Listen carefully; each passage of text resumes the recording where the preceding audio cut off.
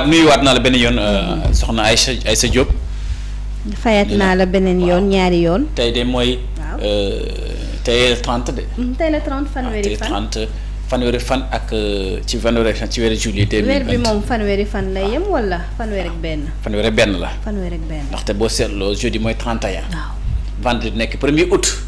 muy bés bi nga xamante ni moom la Ousmane Sonko premier ministre ak président de la République. jox daje Sénégal yëpp ci plan de redressement bi. kon bokk dañuy ñëw ci xëtu yéenekaay Direct News lu mu xam ne tey mooy le sermon de Touba à Diomaye et Sonko xutba bi nga xamante ni Serigne Bass Abdou Khadre di porte-parole du khalife général des Mourides kàddu yu mu jël teg ko ci di fàttali bu ne relation bu mënti nekk surtout au sommet de l'État dafa laaj ay sacrifice laaj muñ laaj vraiment lépp looy def rek pour intérêt général loolu la Serigne Bass Abdou Khadre dal di xamle di waat fàttaliku rek ne ñuy fàttaliku ne choix bi nga xam ne Ousmane defoon nañ ko ci Ousmane Sonko lors de la présidentielle de mars 2024 Serigne Bass Abdou Khadre a subtilement invité le président Faye à ne pas oublier les fondements de son association donc mu nekk loo xamante ni moom Serigne Bass Abdou Khadre moo dal di wax ci lii diggante Diomaye ak Sonko mbokki programme clos de Bambilor de la CDC livre 1400 parcelles viabilisées loolu de la Fadilou Keïta def ci li nga xamante ni rêve la woon bu yàgg ci fukki at ak juróom moom la Fadilou Keïta def mu ne directeur général de la caisse des dépôts et consignation mbokki bu ñu jógee ci xëtu yéenekaay Direct News dañu ñëw ci enquête yéenekaay dafa ñëw menace contre un avocat de Netanyahou mu des Libano-Sénégalais visé loolu day baaxul nekk lu doy waar des Libano-Sénégalais de Hezbollah cités dans un procès d'assassinat contre un avocat de Benyamin Netanyahou Roudou Teranoa dit avoir été missionné pour assassiner monsieur Olivier Pardo Israël et Sénégal et la cause palestinienne des relations complexes mu nekk lu xamante ni lu doy waar mi ngi ci journal bi. Présidentielle Côte d'Ivoire l'ONU rétablit Tidiane Thiam l'Organisation des Nations Unies rétabli na Tidiane Thiam mi nga xamante ni dañ ko génne woon ci mbir mbokk yi bu ñu jógee ci enquête yéenekaay dañu ci L'As quotidien L'As yéenekaay Karim Badara Gadiaga une alliance gestation point d'interrogation essence des civils en politique rejet de règlement intérieur de l'Assemblée nationale un agrège autant de mots un agrège démonte le conseil constitutionnel décision bi nga xamante jël na ko tukkee ci règlement intérieur bi loolu am lu ci gars yi daal di wax naqaroon nañ ko ci nga gis examen syndicat réforme Guirassy décline les vrais chiffres et les urgences ci lii enseignement éducation nationale bu ñu jógee bokk ci xëtu yéenekaay L'As dañuy ñëw le quotidien lu mu xëy redressement économique 30 ans après un nouveau plan A2 donc mu ngi noonu après Sakho Loum Diomaye Sonko met en œuvre sa stratégie de relance en 2000 ce plan n'avait pas porté chance à Diouf donc le quotidien Madiambal Diagne mi ngi daal di fàttaliku li nga xamante ni leen 30 ans après un nouveau plan A2 daal dina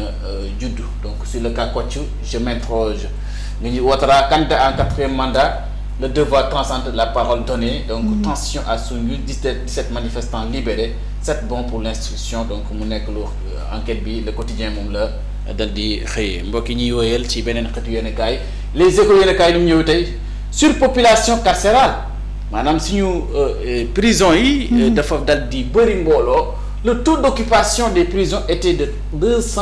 262% en 2023 loolu 2023 marée d'état dafa bëri woon lool ministre bi de la justice nag dal dina jël xayma une enveloppe de 145 milliards en 5 ans pour la réforme du secteur de la justice ci juróomi at yi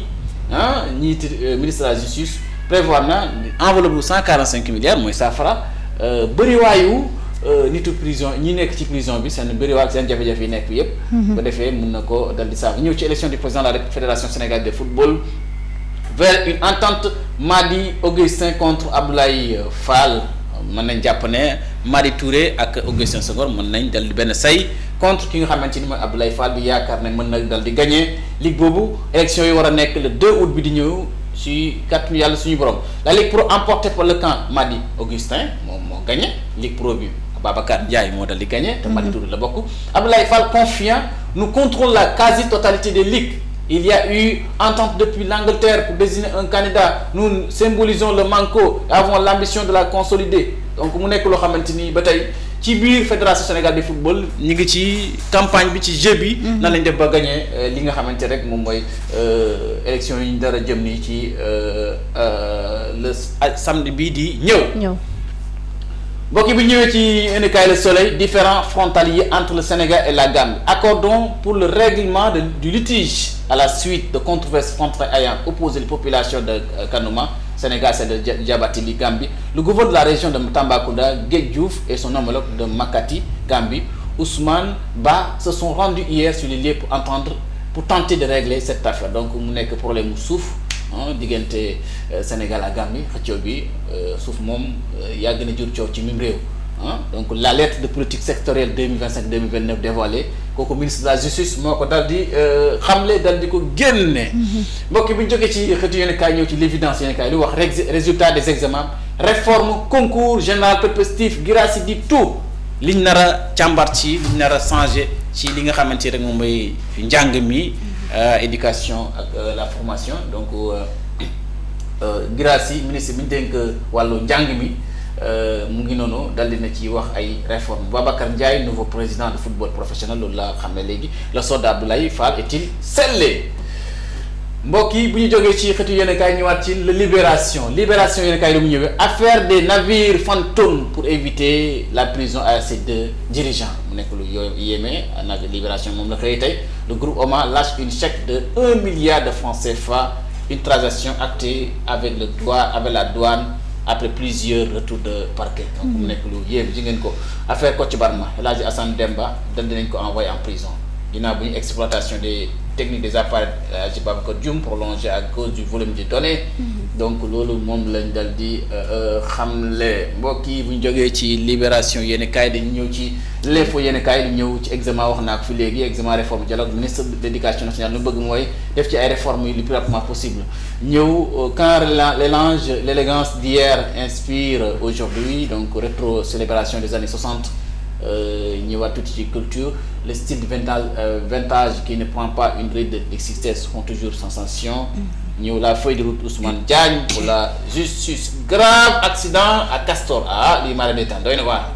un car Ndiaga Ndiaye sans frein tue 3 personnes loolu maa la détaan loolu doy na waar yéemi na lii de dëgg yàlla doy na waar waaye Ndiaga Ndiaye ak car rapide yi ak lii borom moto yi nañ di moytu daw ndànk di bañ di def yenn nii ñëw ci xëtu yéen kaay l'observateur lu mu ñëw mooy affaire Habib Niang la cavale derrière la double arnaque mara détaan doy na waar dañ ko jàpp dañ ko arrêté gardé à vue mujj gi notre agent du cadastre piégé du maître du policier volatilisé après avoir perçu sa part de l'argent il est activement recherché donc lii doy na mara détaan waaw 2 virements exprès de 30 millions francs CFA déboursés en médiation pénale pour échapper à la prison donc loolu remboursement def ko moom Habib Niang mi nga xamante ni tey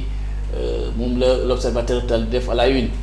ñëw ci à l'épreuve du pouvoir Pastef et la tentation du parti État le droit constitutionnel n'autorise pas la culture politique ne l'admet pas le docteur Mamadou Bodian moo ko wax chef de laboratoire des études sociales de l'IFON voilà donc mu ngi noonu xati yéen kaay l'observateur moo ko wax Franc prêt à monter sur scène et écrire l'histoire lutteur de Parcelles a eu une victoire du record de Yékini mu ngi noonu de Franc de nar dafa bëri rek Eumeu Sène dimanche bi mu nekk combat boo xamante ni dana bokk bi jóge ci xëtu yéen kaay source A lettre de politique secteur du ministre de la justice décline sur fond de 5 programmes donc mu ngi noonu ministre de la justice Ismaïla Madior Fall moom moo autonnement Ousmane Diagne maa ngi jum Ousmane Diagne ministre joxe na lettre de politique am avant le lancement du plan de redressement économique social de Sonko Madana et si il jette du sable donc gars yi opposition bi commencé nañ di sànni ci def ci taqat sànni ci suuf et commencé nañ déchiré moom ak ñoom Pape Malick Ndour ak ñu mu àndat ñu ngi dal di xotti plan Ousmane Sonko boobu nee na du plan bu baax ñu ci lu ne ñu koy wax Sud Quotidien ñëw élection présidentielle en Côte d'Ivoire ado puissance 4 mooy Alassane Dramé Ouattara moom dafa bëgg wuti ji ñeenti lu mandat mu ngi ci juróom-ñetti fukki at ak ñett moom Alassane Ouattara te ñetti weer moo des élection présidentielle ci fi nga xamante ne mooy Côte d'Ivoire mu nekk le 25 octobre prochain moom wax na ne da lay nekk candidat ci ñeenteelu mandat donc loolu moom mbokk yi loolu mooy li gën a fës ci Sud Quotidien loolu xëti yéen kay si côté ñëw ci li nga xamante rek mooy tribune yéen kay Pape Malick Ndour démonte le régime 4 programmes économie en seulement 16 mois un manque de vision claire Pape Malick Ndour mu ngi critiqué régime bi di critiqué plan de redressement bu économie sociale bu premier ministre Ousmane Sonko ak Diomaye ñëw ci Vox Populi yi li mu wax les politiques sectorielles de développement 2025-2027 le défi de la justice pour les prochaines années mooy di Ousmane Diagne bëgg a def ministre de la justice parle de célérité de procédure de lutte contre la surpopulation carcérale dafa bokk ci programme bi modernisation des infrastructures bokk ci programme bi renforcement des ressources humaines lu bokk na ci programme adaptation aux enjeux numériques donc yëpp mu nekk loo xamante ni moom la ministre de la justice Ousmane Diagne dal di dugal ci politique sectorielle bi du développement 2025-2026 moom ngeen dal di gis Ouattara 83 ans candidat un 4e mandat voilà nga ñëw vous n'êtes plus dans l'ombre du système Aline Badara Sarr moo ko dal di wax mbokk bi ñu jógee ci xëtu yéene kaay ñëw ci Walf Quotidien lu mu ñëwee rejet de ces 2 propositions de loi Pastef déclare la guerre aux 7 charges waaw ñaari seen proposition de loi mooy loi d'interprétation bi ak le nouveau règlement intérieur bi ñeenti disposition lañ ci dal di attaqué loolu merloo na waa Pastef beneen bi mooy ñëw ci yor këte yéen kay yor lu mu ñëw mooy plan de redressement économique moom lañ la waxtaanee comment sauver le Sénégal de la catastrophe économique laissée par Macky Sall nan la ñuy def ba sauver Sénégal bi nga xamante ni koom-koom bi Macky Sall bu bon bi mu fi bàyyi loolu la xam ne léegi nañ ñëw ci ki nga xamante ni mooy Mor Gassama lan la wax mu ne nag bu fekkente dañu bëgg lan la ñuy wax ci lan mooy redressement bu ñu ko waxee mooy dañuy xalaat ci allusion ci dépense bi li nga xamante ni dëgg yàlla tout ce qui n'est pas mis entre parenthèses il faut rationaliser les dépenses wàññi dépenses yi boole ay instituts d'état yoo xam ne bokk même mission dindi doublon yi yooyu mu nekk loo xamante daal mooy il faut supprimer cela pour nous fera des économies donc mooy xëtu yenn kaay yor la mu indee donc mu ngi ñëw fi nga xamante ni rek loolu la ñu indiwoon tey nañ ci waxtu wi 14h 10h 14 minutes moo jot fii en direct soxna Aïcha maa ngi lay gërëm. mais Elmat jaajëfal la Elmat ña. dama may quelques secondes damay neen quelques secondes waaw.